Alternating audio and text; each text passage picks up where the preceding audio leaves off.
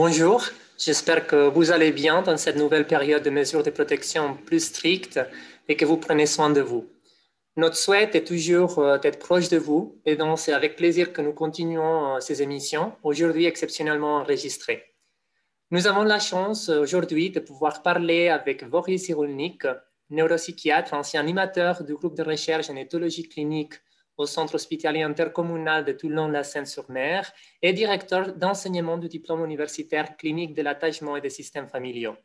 Il est surtout connu pour avoir vulgarisé le concept de résilience, le thème qu'on traitera aujourd'hui en lien avec les cancers et qui est aussi au centre de son dernier ouvrage, La nuit, j'écrirai le soleil, récompensé du prix de l'essai psychologie FNAC 2020. Bonjour monsieur, merci de nous accompagner. Bonjour, c'est un plaisir. Comment définissez-vous la résilience? Quelle est l'origine du concept? D'abord, je ne suis pas vulgarisateur du concept, hein. Je dirige plusieurs groupes qui ont produit le concept de résilience, mais je ne le vulgarise pas.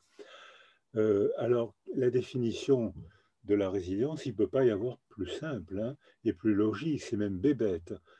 Comment va-t-on faire pour reprendre un nouveau développement après un traumatisme psychique ou social? Il ne peut pas y avoir de définition plus bébête. Ce qui est compliqué, c'est de découvrir les facteurs qui vont permettre de reprendre ce nouveau développement. Et là, c'est des facteurs biologiques, psychologiques, affectifs, sociaux et culturels. Et là, comme on ne peut pas tout savoir, il faut se mettre en équipe pour répondre à cette question.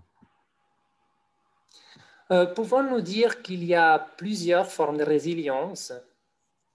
Parce que c'est un processus évolutif.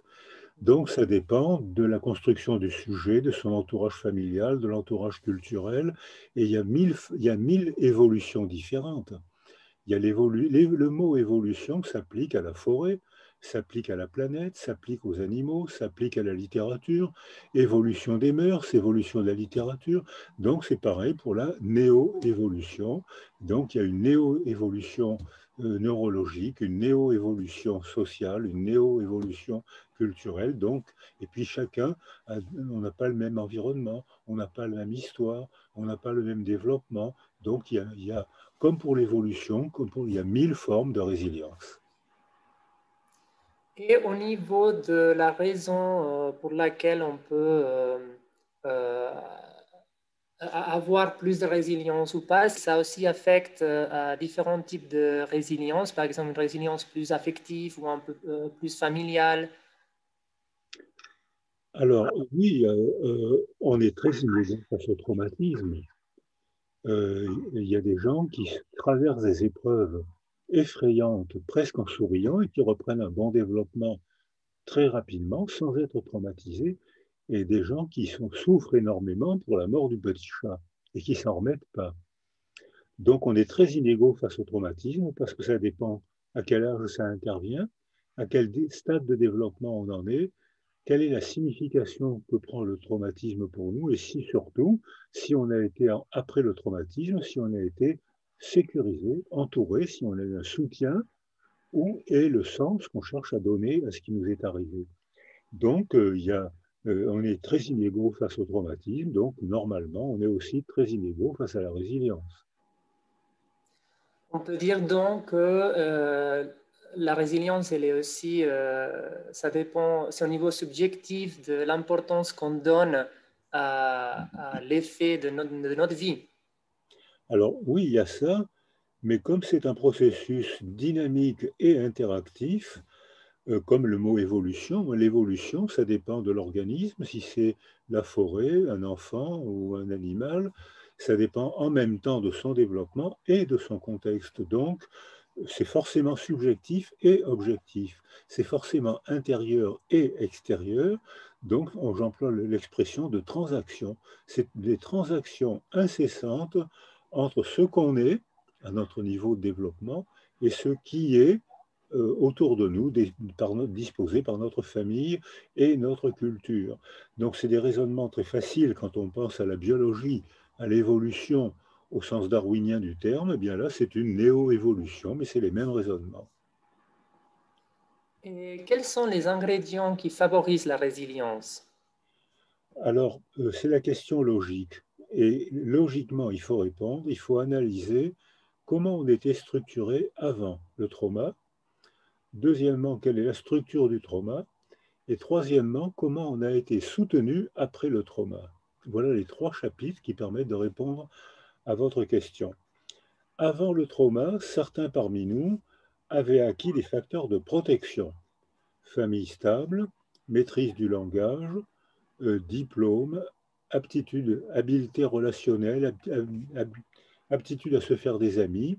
Quand le malheur arrive, ces gens souffrent comme ils souffrent, il n'y a pas l'ombre d'un doute, ils ont un trauma, donc ils souffrent. Mais ils tiennent mieux le coup parce qu'ils ont été bien structurés.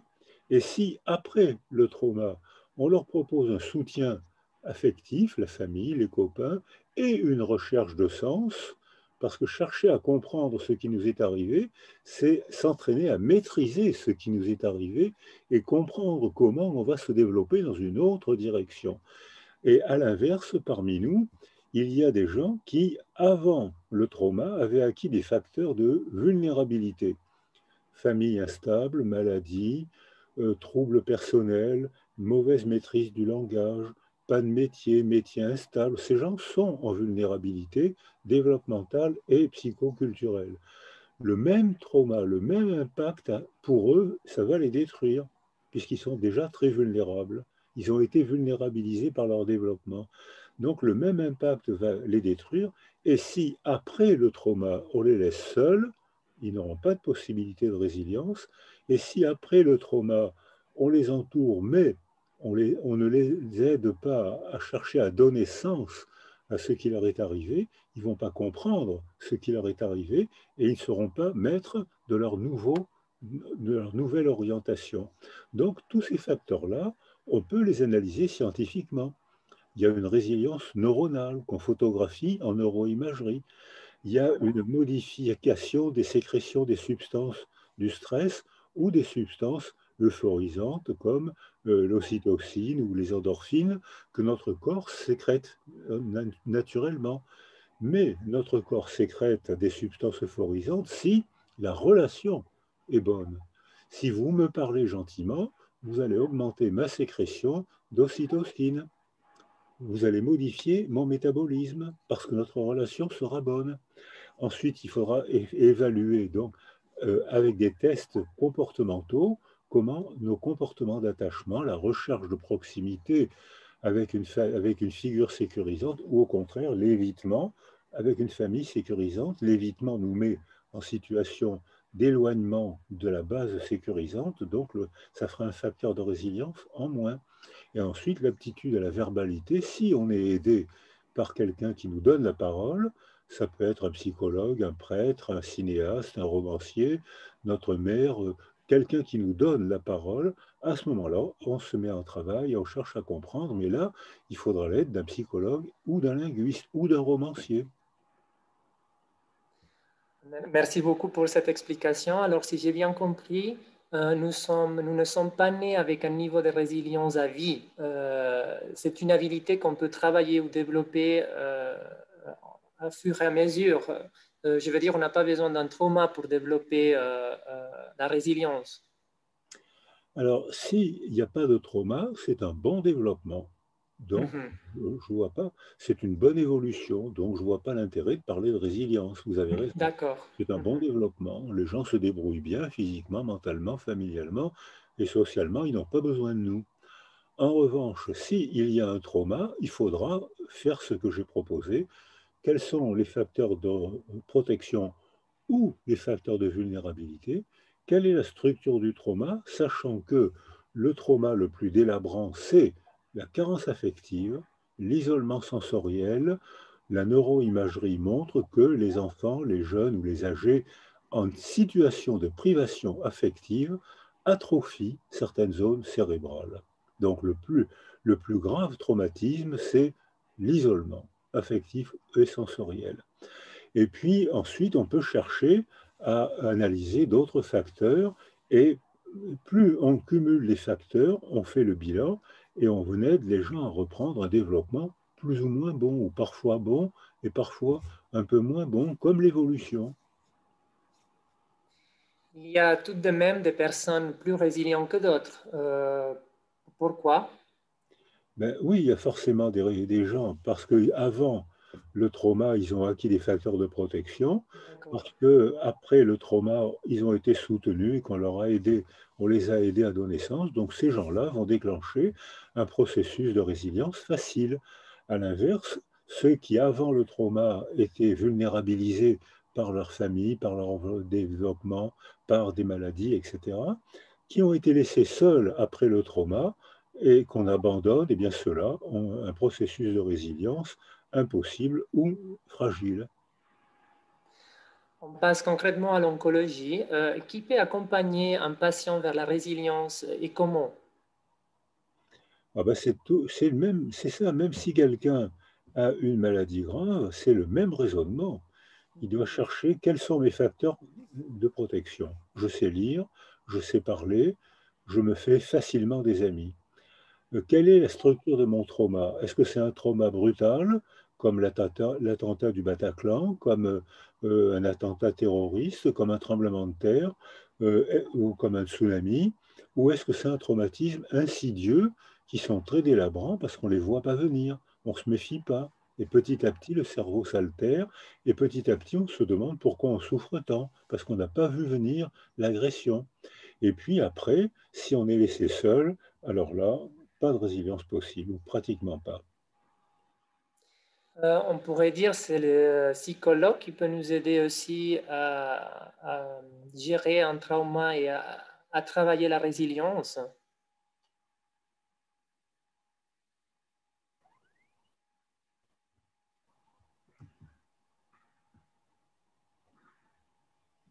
Ah, pardon, je vous ai perdu. Vous m'entendez? Ça revient. La D'accord, connexion, c'était interrompue. d'accord. Alors, je pense que là, voilà, je vous entends bien. Non, je disais, je reprends ma question. Euh, Est-ce qu'on pourrait dire que c'est le psychologue, la personne qui peut aussi nous aider, les professionnels qui peut nous aider après un trauma de travailler la résilience? Non, pas forcément. C'est un processus naturel et culturel. D'accord. C'est-à-dire que si autour de nous, on a une bonne association, une famille soutenante, si on sait parler, on n'a pas besoin de professionnels, même si on a été beaucoup traumatisé. À l'inverse, des fois, les gens sont, à l'occasion du traumatisme, sont complètement fracassés. La famille, parfois, très souvent dans le traumatisme, la famille est entraînée. Donc la famille a perdu sa fonction sécurisante puisqu'elle-même, elle est blessée. Et dans ce cas-là, effectivement, il faudra l'aide d'un professionnel parce que la famille ne comprend pas et parce que l'entourage n'est pas propice à soutenir le blessé.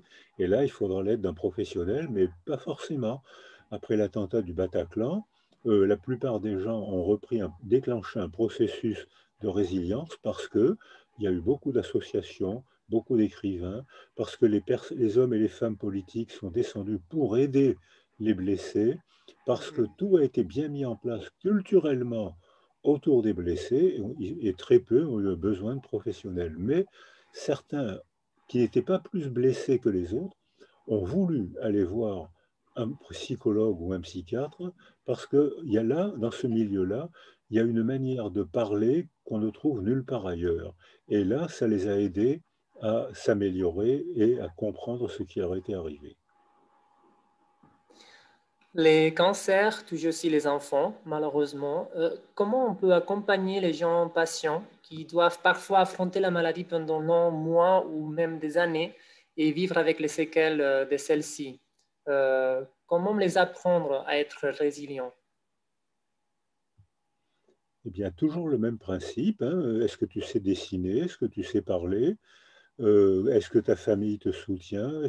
À qui tu fais confiance?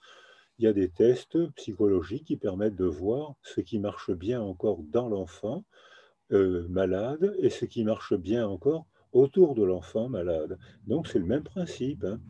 Mais le fait du cancer d'un enfant pose un problème nouveau. C'est que quand la famille est soutenante, l'enfant a une activation d'attachement. Il comprend très tôt qu'il va mourir ou qu'il peut mourir. et que cette compréhension fait qu'il découvre à quel point il attache de l'importance aux gens qui l'entourent. Donc ces enfants-là, très souvent, deviennent pathologiquement gentils. C'est-à-dire qu'ils parlent gentiment aux infirmières, qui leur répondent bien sûr gentiment, et il y a un hyper-attachement pour la figure d'attachement qui vient les sécuriser.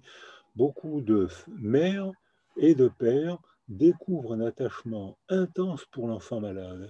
C'est bien, parce que ça protège l'enfant malade et que ça le sécurise et que ça lui permet parfois de guérir par bonheur, mais pas toujours, puisque ça reste quand même, même s'il y a un énorme progrès, ça reste quand même une maladie grave. Et on constate que, à l'occasion de ce moment de grande vulnérabilité du cancer, beaucoup d'enfants activent l'attachement pour les gens qui les entourent, infirmières, soignants et familles. C'est pour cela qu'on parle de l'importance de l'entourage et des proches dans la résilience du patient qui va au-delà aussi de la famille, comme vous avez dit aussi au niveau médical, les infirmiers, etc. Est-ce que l'impact de la maladie sur la santé psychique est-il davantage pris en compte aujourd'hui?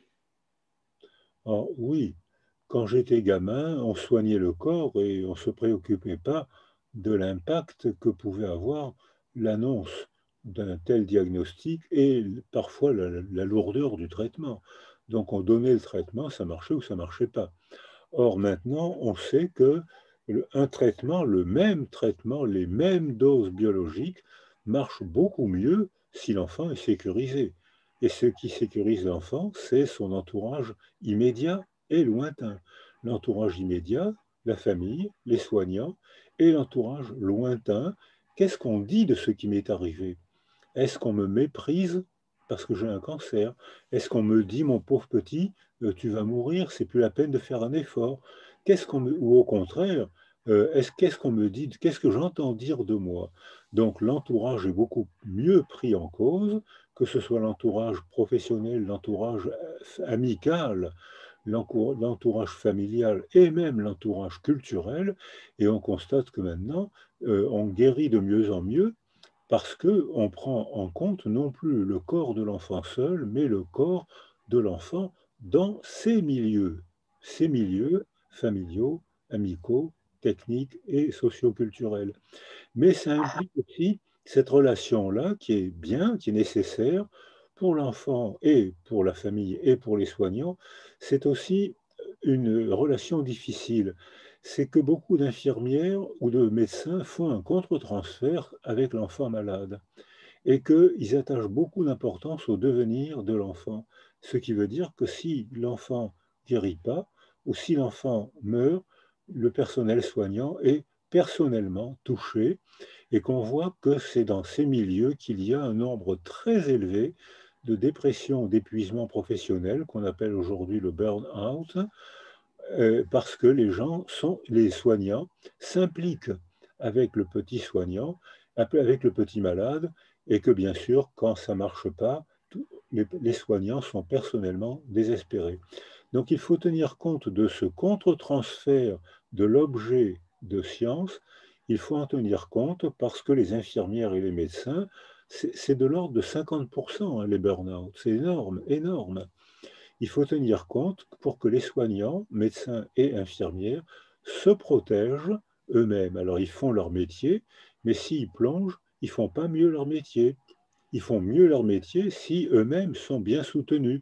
Donc il faut qu'il y ait non seulement le soutien de l'enfant malade, le soutien de la famille, mais aussi le soutien des soignants.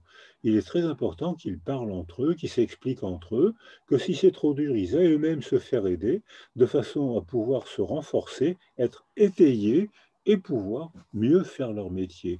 Et c'est donc pas un enfant qui est malade, c'est un enfant qui est malade dans un contexte. Et si le contexte est détruit, ça ne va pas aider l'enfant. En revanche, si le contexte est renforcé et sécurisé, ça va aider l'enfant et on constate qu'à ce moment-là, les mêmes doses de médicaments sont beaucoup plus efficaces. Dans ce sens-là, comment on peut protéger ou soutenir les soignants? les soignants se protègent comme, alors il faut qu'ils cherchent comme tout d'habitude, hein, qu'est-ce qui marche bien en eux. Il faut qu'il y ait des groupes de parole, il faut qu'il y ait des explications. Euh, Quand j'étais gamin, il y en avait un seul qui était censé savoir ce qu'il fallait faire, c'était le médecin qui prescrivait les médicaments et qui rentrait chez lui. Maintenant, il faut partager les responsabilités, médecins, infirmières et famille et enfants. Demander à l'enfant, est-ce que tu supportes bien? Qu'est-ce que ça te fait? Est-ce que tu veux bien qu'un clown veuille venir t'amuser? Est-ce que tu veux bien qu'on vienne lire un livre avec toi, même si c'est quelqu'un que tu ne connais pas? Donc c'est une répartition du pouvoir qui fait que dans un système, ce n'est pas l'enfant seul qui est malade, c'est l'enfant qui est malade dans un système familial, soignant et socioculturel.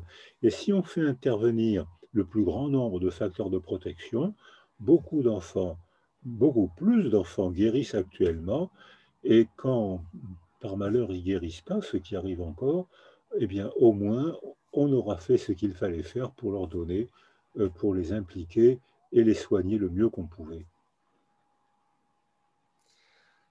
Comment fonctionne la plasticité cérébrale lors d'un traumatisme et lors d'un processus de résilience?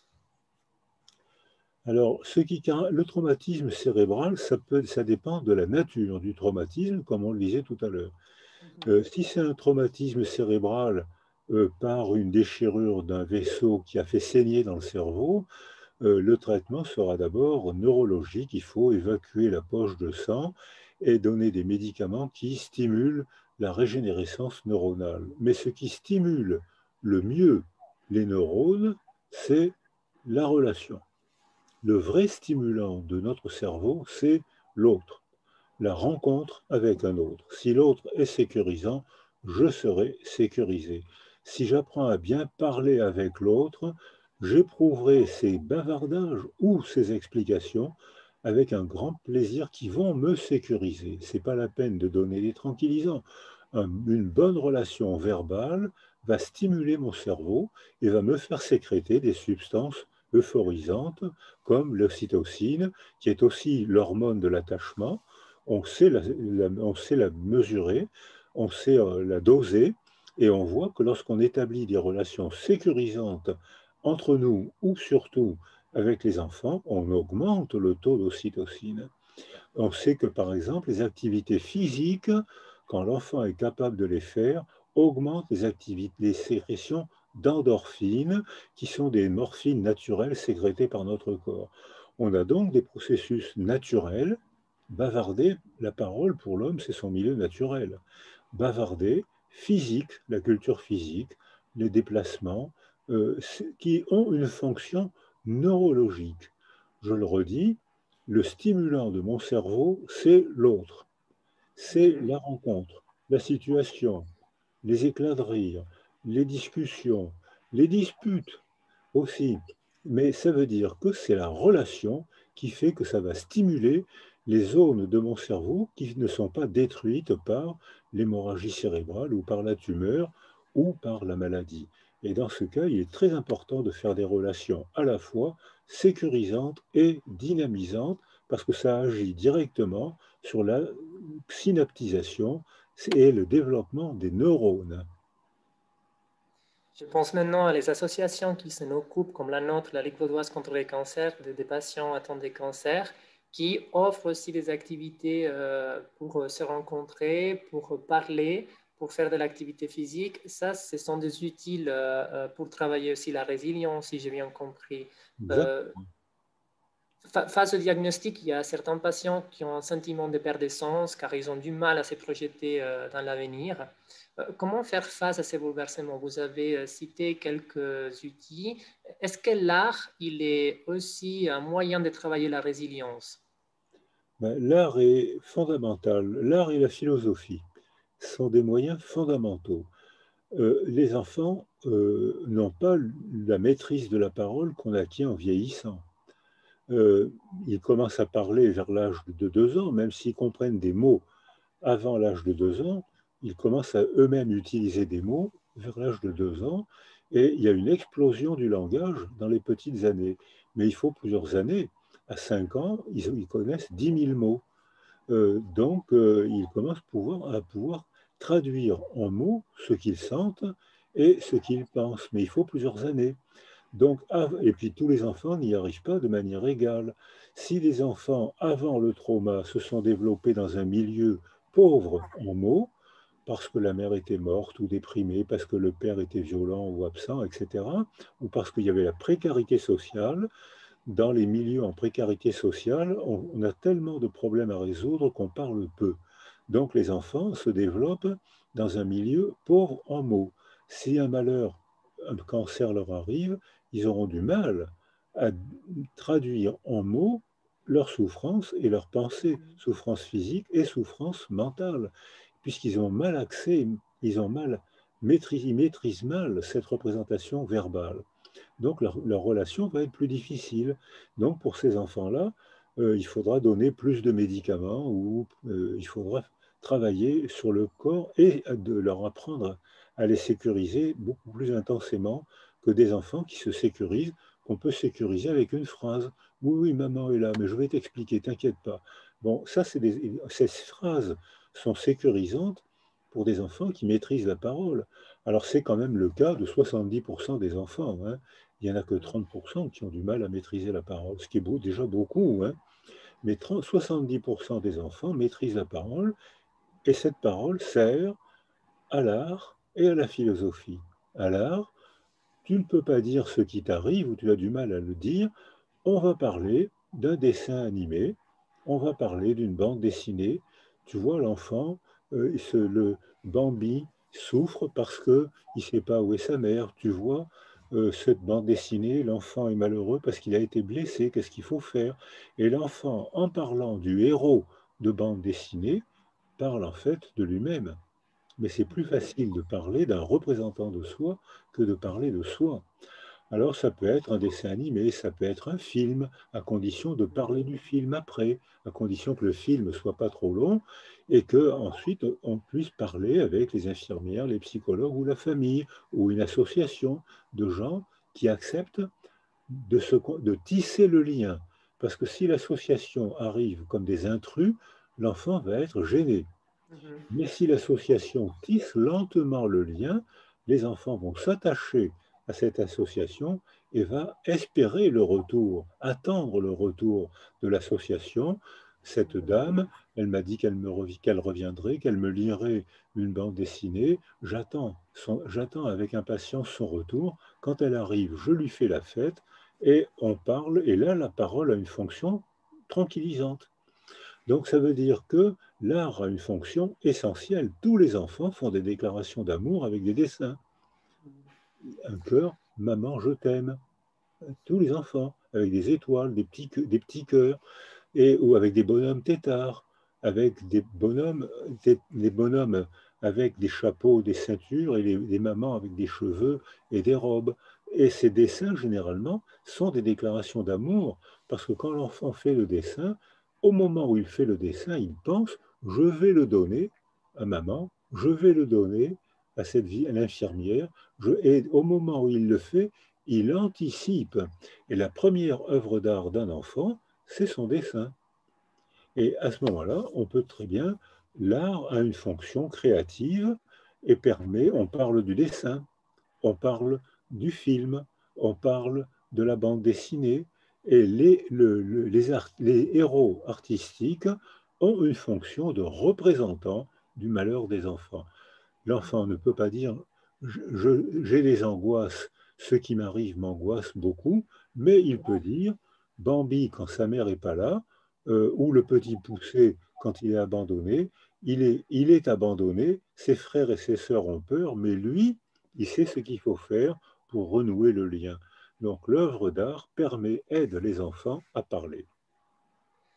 Au niveau de cette créativité, vous avez expliqué les deux choses, l'interprétation artistique des animés ou d'une œuvre d'art, c'est à travers de la philosophie, et en même temps l'expression artistique, dessiner, chanter, danser, peut permettre aussi d'exprimer les choses que les mots parfois n'arrivent pas à dire. C'est exactement ça. Et ça, c'est vrai pour les enfants, mais c'est vrai aussi pour les adultes, hein. Primo Mhm. Levi, en rentrant des camps d'Auschwitz, a dit, j'écris ce que je ne peux pas dire. C'est trop difficile à dire, parce Mhm. qu'il y a une relation qui m'émeut trop, j'ai du mal. Et puis, ou bien vous pleurez avec moi et ça ne m'est pas utile, ça ne m'aide pas, ou bien vous ne me croyez pas et ça me blesse, mais en revanche, je vais écrire, chercher les mots, vous allez les lire, et peut-être ensuite, on se comprendra mieux. Et dans ce cas-là, l'écriture a une fonction tranquillisante. Vous utilisez souvent l'expression renaître de sa souffrance en relation à la résilience. Pouvez-vous nous expliquer un petit peu plus en détail cette expression? Non, c'est pas moi qui le dis, c'est les journalistes Journaliste. qui ont dit ça et qui le répètent comme un stéréotype, mais moi je dis pas ça. Moi, je dis pas ça, hein. Moi je dis ce que je vous ai dit, c'est-à-dire que il faut analyser avant le trauma, facteur de D'accord. protection, facteur de vulnérabilité, structure du trauma, intense ou insidieux, soutien affectif et recherche du sens. Voilà, ça c'est un processus qui permet de travailler la résilience. Mais Mhm. j'emploie personnellement, je crois que je n'ai jamais écrit renaître de sa souffrance. Et à part de cette expression que c'est le journaliste, c'est pas vous que vous l'avez dite, la théorie de la résilience, est-ce qu'elle est liée au concept aussi de la liberté? Peut la résilience aussi altérer notre degré de liberté dans notre vie? Parce que ce n'est pas déterministe. Vous avez beaucoup expliqué par rapport à ce qui se passe avant le trauma, mais après, on a quand même des outils pour travailler la résilience. Voilà, c'est exactement ça. C'est-à-dire que la résilience, c'est un anti-destin, c'est une anti-fatalité. Euh, on sait maintenant la méthode, la recherche des facteurs, des outils, vous avez dit, d'accord, des outils qui vont nous permettre de reprendre un développement le mieux possible, le mieux qu'on pourra. C'est parfois très bien, c'est parfois moins bien, comme pour vous, hein, même si vous n'avez pas été traumatisé, il y a des moments dans votre vie où vous trouvez que Mhm. tout va facilement, que la vie est merveilleuse, et puis d'autres moments, comme vous, comme moi, où on se dit, bon sang, c'est pas toujours facile, j'en ai un peu marre, j'aimerais bien que ça cesse. Le confinement, par exemple. Donc, ben, c'est pareil pour la résilience. C'est-à-dire que c'est un degré de liberté. Si on se soumet au trauma, c'est le syndrome psychotraumatique. On ne pense Mhm. qu'au malheur. Et là, on s'en sort pas. D'ailleurs, la phrase, ça c'est une phrase que les patients prononcent tous. Je ne m'en sors pas. Et quand ils prononcent cette phrase, ça veut dire qu'ils sont prisonniers du passé et que je ne m'en sors pas est une métaphore qui dit bien ce qu'ils font. Je suis dans une prison et je ne peux pas en sortir. Je pense toujours à la même chose, je pense toujours à mon malheur, je rumine et je suis de plus en plus mal. Alors que si on travaille, si on élabore par des mots, par l'écriture, par la relation, si on élabore, là, on se construit un facteur de résilience. C'est un travail, mais c'est aussi un plaisir. Et puis Mhm. surtout là, on a un degré de liberté. On n'a pas une liberté totale, hein. On est quand même soumis au climat, on est soumis au virus, on est soumis à la guerre, à la précarité sociale. On a des contraintes extérieures, on n'a pas de liberté totale. Mais on peut gagner, on peut construire un degré de liberté. Et quand on est malade, c'est tout à fait important de construire un premier degré de liberté, parce que le deuxième sera plus facile à construire, le troisième, et hop, on va déclencher un processus de libération. Donc on a la liberté d'agir sur le milieu qui agit sur nous. Et donc agir sur le climat, agir sur l'hygiène, agir sur la relation, agir Mhm. sur la compréhension. Et dans ce cas-là, on va se construire un facteur de résilience, mais comme je le disais tout à l'heure, on ne peut pas se le construire tout seul, puisque la pire agression, c'est l'isolement, c'est la solitude, c'est la pire agression. Les moines qui s'isolent ne sont jamais seuls. Les moines, ils sont toujours avec Dieu. Ils sont comme l'enfant qui fait un dessin, même si maman n'est pas là. Au moment où il fait le dessin, il pense, je vais le donner à maman, et là, il y aura une fête affective. Et Mhm. le simple fait de faire un dessin, lui remonte le moral.